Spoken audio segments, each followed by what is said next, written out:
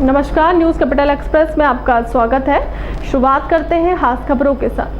फर्जी डिग्री के आधार पर चल रही क्लिनिक सीएमएचओ मंडला ने क्लिनिक बंद करने के दिया आदेश। आनंद सोनी के द्वारा छात्राओं को डराकर वसूला जा रहा है पैसा। जहां एक और देश के मुखिया बेटी बचाओ बेटी पढ़ाओ का नारा दे रहे हैं, वहीं नैनपुर में बेटियों के भविष्य को आनंद सोनी के द्वारा गर्त में डाला जा रहा है। इंडियन नर्सिंग काउंसिल द्वारा बहुत से नर्सिंग कॉलेज की मान्यता रद्द की गई।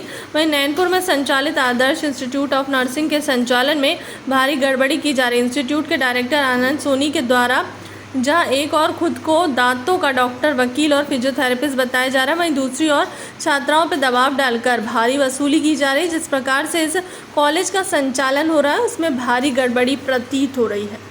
सोनी है और मैं पिंडरी में रहती हूँ और मैंने एक पम्पलेट देख के आदर्श इंस्टीट्यूट नर्सिंग कॉलेज पे एडमिशन लिया और उसमें निःशुल्क लिखा था। तो हम लोग कॉलेज पे गए और हमने पूछा कि इसमें मतलब फ़ीस कितनी है सब चीज़ क्लियर करने के लिए। तो उन्होंने बोले बेटा आपकी ओनली 20,000 एडमिशन फ़ीस लगेगी, वो भी 3 साल में एक बार। उसके बाद आपकी कोई फ़ीस नहीं लगेगी और ओनली जो स्कॉलर के पैसे आएंगे उससे आप लोगों की मतलब पूरी फ़ीस उसी से जमा होगी और उसमें से आपका 1 रुपये भी नहीं लगेगा। तो हम लोगों ने ये सोच के एडमिशन ले लिए। उसके बाद हम लोग ने एडमिशन ले लिए, कुछ दिन तक तो उन्होंने कुछ नहीं बोला कि फ़ीस लगेगी क्या मतलब कुछ भी नहीं बोला उन्होंने।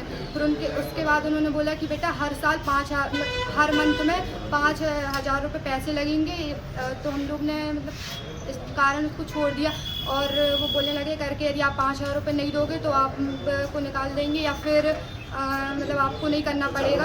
और तो आपका कोर्स पूरा नहीं हुआ? नहीं, और उन्होंने और मतलब वहाँ ना किसी चीज़ की सुविधा थी, ना वहाँ पे प्रैक्टिकल करवाते थे और ना वहाँ पे मतलब किसी भी चीज़ की सुविधा नहीं थी और ना हॉस्टल था ना कुछ। अपना परिचय दीजिए और अपना नाम बताइए। मेरा नाम कुलदीप श्रीवास है, मेरी पत्नी का नाम है पूजा बंदेवाल। उनका यहाँ पे नर्सिंग कॉलेज में एडमिशन हुआ था। जैसा कि उन्होंने बताया गया था कि यहाँ पे जो भी पढ़ाई होना है वो निःशुल्क होना है, एडमिशन फ़ीस बस देने का है। तो एडमिशन फ़ीस हमने दे दिया था। उसके बाद उन्होंने बोला कि हर महीने 5,000 रुपये देना पड़ेगा, नहीं तो आप 5,000 रुपये हर महीना नहीं दोगे तो आपको कॉलेज के अंदर बुलाएंगे नहीं। मतलब ये है कि पहले पैसे दो, इसके बाद क्लास अटेंड करो, ऐसा उनके द्वारा बोला गया था। और सारे बच्चों मतलब सारे स्टूडेंटों को बार बार दबाव भी दिया जा रहा था। और अभी क्या उनके द्वारा ट्रेनिंग वगैरह कुछ करवाई गई है? वहाँ पर पर्याप्त व्यवस्था थी लैब वगैरह की? और उनके द्वारा बोला गया है कि ट्रेनिंग का पैसा अलग से देना पड़ेगा और कई बच्चों से ट्रेनिंग का पैसा भी लिया है। इन 1 सालों में आपने कोई प्रैक्टिकल क्लासेस अटेंड किया? नहीं, ऐसा तो कुछ नहीं हुआ है। नैनपुर बीएमओ हूँ वर्तमान में सामुदायिक स्वास्थ्य केंद्र। आज जांच दल द्वारा क्या पाया गया, क्या किया गया डॉक्टर आनंद सोनी के केस में? अभी वर्तमान में यहाँ पे डॉक्टर सोनी जो प्राइवेट नर्सिंग कॉलेज चलाते हैं और प्रैक्टिस भी करते हैं डेंटिस्ट के रूप में, उनके बारे में जनप्रतिनिधियों द्वारा शिकायत प्राप्त हुई थी जिसकी जांच जारी है। प्रथम दृष्टया शिकायत में काफ़ी गंभीर आरोप लगाए गए हैं, इसलिए माननीय सीएमओ जो कि यहाँ अभी स्वयं आए थे, उनने समय दिया, पूरी जांच में उनने अपना समय दिया, स्वयं उपस्थित रहे हमारे सीएमओ। और अभी वर्तमान में उनके द्वारा प्रथम निर्देश दिए गए हैं कि डॉक्टर सोनी जी अपना क्लिनिक बंद कर दें जब तक के इंक्वायरी पूरी नहीं हो। उनकी कौन कौन सी डिग्रियों की जांच आपके द्वारा की गई है? अभी तो देखा गया है कि उनके पास LLB की डिग्री भी है, फिर फिजियोथेरेपी की डिग्री भी है, फिर दांत के डॉक्टर की डिग्री भी, दांत के लैब टेक्नीशियन की डिग्री है उनके पास। तो अभी उसकी सत्यता की जांच की जा रही है।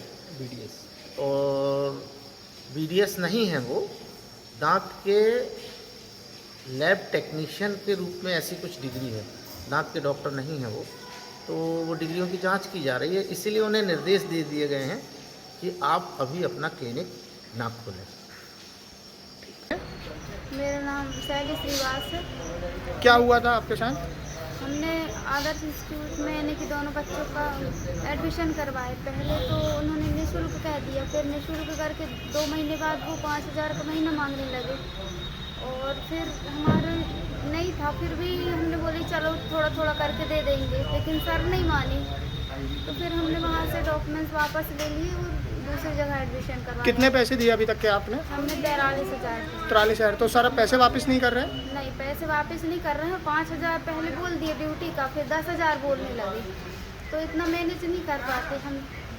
तो अब क्या उनके द्वारा क्या कहा जा रहा है आपको पैसे के लिए? पैसे के लिए वो या तो मिलते नहीं हैं या फिर बहाने बता देते हैं, यहाँ पर आओ तो बोलते हैं कि मैं बाहर में हूँ।